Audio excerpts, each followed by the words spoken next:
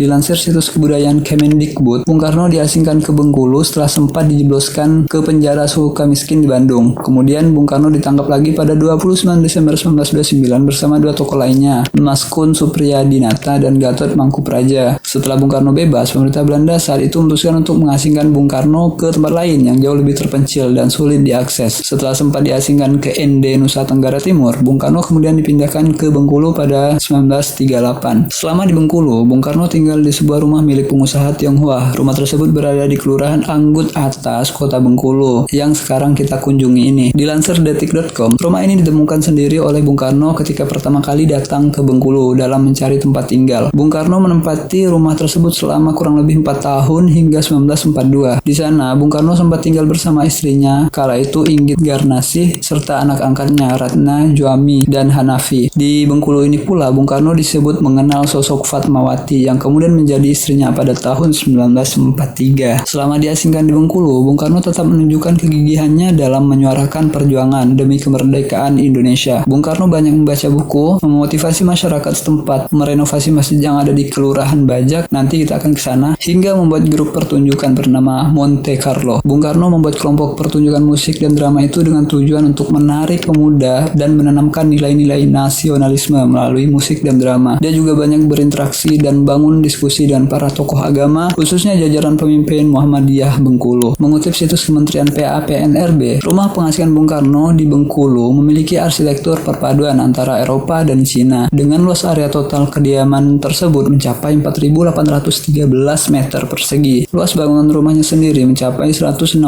meter persegi. Bangunan rumah utama atau bangunan induk berada di tengah-tengah halaman, dilengkapi paviliun di belakangnya. Atap bangunan rumah ini berbentuk limas, tidak berkaki, dan memiliki dinding polos serta pintu dan jendela berdaun ganda. Pada bagian dalam rumah utama, terdapat 2 kamar tidur di sisi kanan dan 3 kamar tidur di sisi kiri.